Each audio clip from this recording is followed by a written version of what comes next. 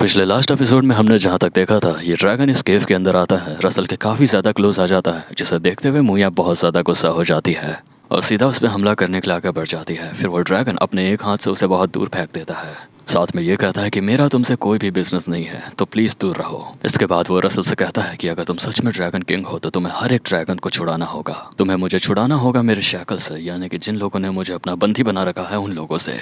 और ऐसा कहते हुए वो वहाँ से चले जाता है, साथ में ये कहता है कि अगली बार जब मैं तुमसे मिलूंगा तो तुम मेरे ड्रैगन बन चुके होगे, मुझे ये उम्मीद है। धन इसके बाद रसल और मोया अगेन शैंगुक से वापस लौट रहे होते हैं मर्चेंट शिप से। वहीं रसल ड्रैगन ने जो बात कही थी उसी के बारे में सोच रहा होता है, एक करप्टेड ड्रैगन आखिर कैसे हो सकता है। किताबों के द्वारा ये लिखा गया है कि एक ड्रैगन की ये ड्यूटी है कि वो मार्शल वर्ल्ड की रक्षा कर सके, तो आखिर एक ड्रैगन इस करप्शन जैसे चीज में कैसे पड़ गया। और इसीलिए इतिहासों की किताबों में ये लिखा हुआ है कि उन्हें एक ईविल ड्रैगन कहा जाता है, लेकिन मुझे वो इन किताबों से बिल्कुल ही अलग लगता है। हालांकि उसका ऑरा बिल्कुल ही कल्टिस्ट के ऑरा की तरह है, लेकिन उसके इरादे बिल्कुल भी खतरनाक नहीं लगते, बल्कि ऐसा महसूस होता है जैसे वो कोई गहरी सी बात अपनी आंखों के अंदर छुपाए हुए है। मुझे जाकर किताबें और रिकॉर्ड्स वापस देखना होगा जब हम लौट जाएंगे। फिर वहीं रसल उस तरफ देखता है, मुया बार बार अपने कंधे को खुजला रही होती है, जिसमें रसल उससे पूछता है कि मुया निम क्या आप ठीक तो हैं, जिसमें मुया उसे ये बताती है कि मेरी गर्दन के पीछे पिछले 2 से 3 दिनों से खुजली हुई जा रही है। फिर रसल जब नजदीक आके चेक करता है तो उसे देखने को मिलता है कि मुया निम के पीछे एक ड्रैगन के गिल्स निकल रहे थे, मीन्स जैसे एक असली ड्रैगन के प्रिंट्स होते हैं वैसे ही उसके नेक पर आ रहे थे।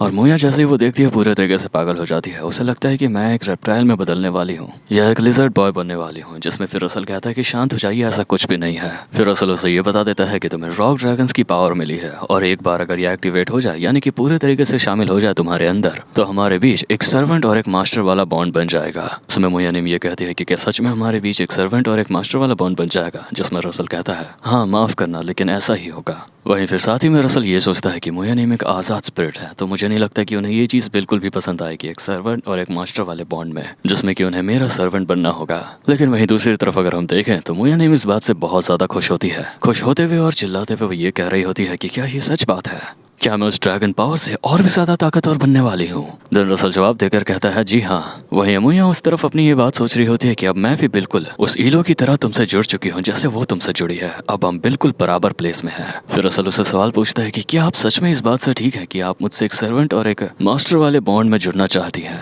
फिर मुया निम कहती है कि अरे हाँ तो क्या हो गया, मुझे फर्क नहीं पड़ता कि हमारे में कौन ऊपर है कौन नीचे है, और वैसे भी एक वुल्फ अपना पार्टनर जीवन साल तक कभी नहीं बदलता, और वैसे मैं ज्यादा लंबे समय तक सेकंड प्लेस पे नहीं रहूंगी।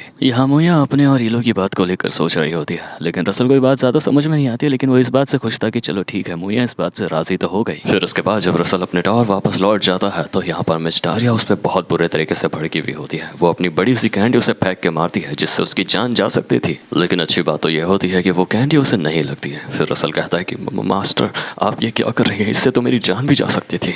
फिर मिस डारिया कहती है कि अच्छा जान भी जा सकती है, लेकिन मैं तुम्हें जीने दूंगी। फिर पीछे से एक सर्वेंट आता है जो कि Lord of the flame Broward के लिए एक स्पेशल संदेश लेकर आया होता है। फिर जब वो उनके कानों में आकर बताता है तो मिस डारिया जो यहाँ पर रसल की क्लास ले रही थी वो वहीं पर रुक जाती है। फिर वो सर्वेंट मिस डारिया को उसके कपड़े देते हुए ये कहता है कि जल्दी तैयार हो जाइए, रीजेंट रिक्वेस्ट आ चुकी है। वहीं फिर ये बात सुन के रसल कहता है कि क्या कहा रीजेंट रिक्वेस्ट, क्या मैजेस्टिक किंग के साथ कुछ हुआ है। दरअसल रीजेंट एक ऐसी पोजीशन है जो एक किंग के द्वारा की जा सकती है जब स्टेट्स के कुछ अफेयर वगैरह या मेल जोल चल रहे हो। फिर मिस डारिया कहते हैं कि नहीं ये वो चीज़ नहीं है जिससे तुम डर रहे हो, वो इस वक्त बिल्कुल ठीक है और रेस्ट कर रहे हैं। फिर ये सुन के रसल को ये समझ आ जाता है कि अगर वो मैजेस्टिक किंग नहीं है तो फिर वो कौन है, और अब रसल के लगने वाले थे। जिसके बाद हम यहाँ पर देखते हैं प्रिंसेस हेकेट बहुत ज्यादा गुस्से से रसल के ऊपर चिल्ला रही होती है, और इस वक्त की रीजेंट क्वीन ऑफ एंडीमेन हेकेट रातमस होती है।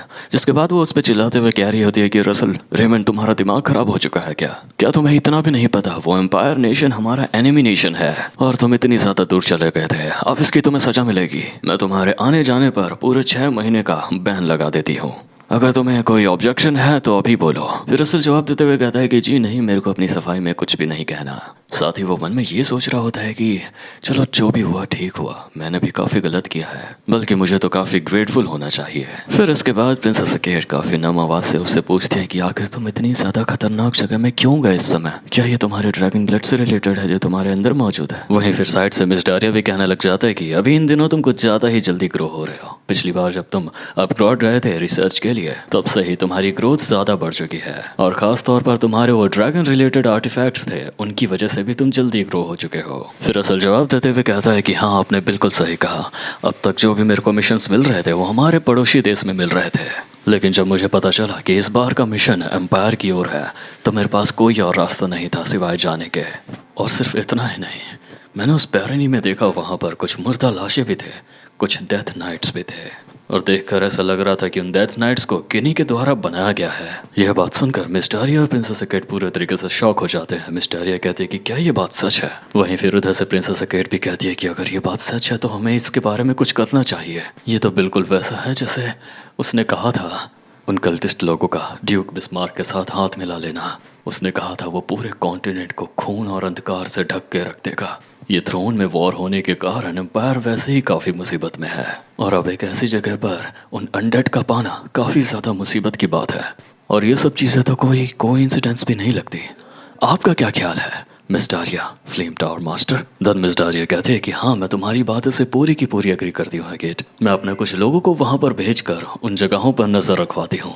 धन फिर इसके बाद मिस डारिया और रसल वहाँ से ग्रीट करके जा रहे होते हैं। साथ ही साथ रसल यहाँ पर सोच रहा होता है कि मैं जानता हूँ तुम्हारे मन में अभी काफ़ी कुछ चल रहा होगा अकेट, और इसीलिए मैं यहाँ पर अगली बार आऊँगा जिससे कि मैं तुमसे अच्छी तरह से माफ़ी मांग सकूँ। वहीं फिर तभी अचानक से मिस डारिया रुक जाती है। रसल कहता है कि क्या हो मिस डारिया, आप रुक क्यों गई? फिर मिस डारिया रसल के ऊपर बहुत जोरों से चिल्लाते हुए कहती है कि तुम बेवकूफ़ हो क्या? तुम्हें अभी इसी वक्त प्रिंसेस अकेट के पास वापस जाना चाहिए। क्या ये भी मुझे तुम्हें बताना पड़ेगा? फिर वहीं रसल प्रिंसेस अकेट के पास जाता है अपना हाथ बढ़ाते हुए, जिसे देखते हुए प्रिंसेस अकेट कहती है, क्या हुआ ड्यूक रसल रेमंड, अभी भी तुम्हें कुछ कहना है? जिसके बाद रसल उनके हाथों को पकड़ते हुए कहता है कि अगर आप माइंड ना करें तो मेरे पास एक दोस्त है आपको दिखाने के लिए। देन इसके बाद वो अपने पेपर को मीट करता है अपनी वाइफ से, जिसे देखते हुए उसकी वाइफ अकेट बहुत ज़्यादा नरम दिल हो जाती है। वो उसे गले से लगा लेती है। फिर वो उससे पूछती है कि आखिर इस क्रिएचर को क्या कहते हैं। देन रसल बताता है ये एक स्पिरिट है जो कि ड्रैगन ब्लड रिलेटेड से आया है। फिर प्रिंसेस अकेट कहते हैं कि तुमने अच्छा इसके बारे में मुझे रिपोर्ट में बताया था, हाँ मैं समझ गई, लेकिन मुझे लगा था ड्रैगन्स तो बहुत ज़्यादा बड़े होते हैं।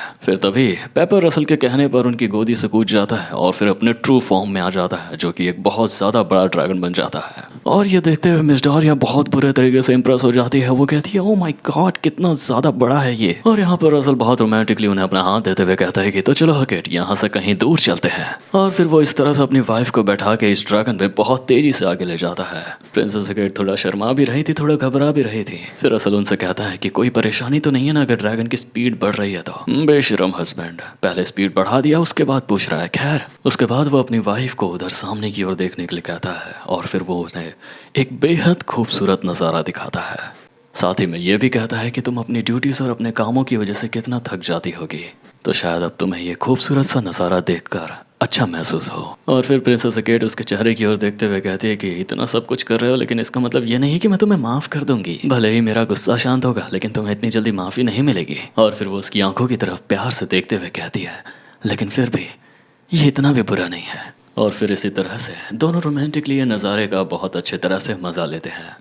फिर उसके बाद हम अगले सीन में देखते हैं जहाँ पर एक जंगल दिखाया जाता है जो कि होता है मुयानिम का बेस्ट किंग। और यहाँ पर बेहद अरसे बाद रसल और मुया आपस में प्रैक्टिस करके लड़ रहे होते हैं। और ये देखते हुए वो जंगल के जानवर आपस में ये बात कर रहे होते हैं कि मुयानिम बहुत ज़्यादा पावर अप हो जाती है जब भी उनका ये फ्रेंड आता है। वहीं उधर से वो टर्टल कहता है कि हाँ, मुयानिम बहुत ज़्यादा रोमांटिक है। फिर यहाँ रसल अपने लामांचा और टाइटैनिक स्लेयर से अटैक करता है। बहुत ज़ोरदार धमाका होता है जिसे देखते हुए रसल सोचता है भले ही एक डिप्लॉयमेंट जोन है, लेकिन मेरे इस खतरनाक अटैक से इस जंगल में पूरे तरीके से आग भी लग सकती है। वहीं फिर सामने से मुया इस अटैक को झेल लेने के बाद कह रही होती है कि वाह, ये अटैक काफ़ी ज़्यादा असरदार था।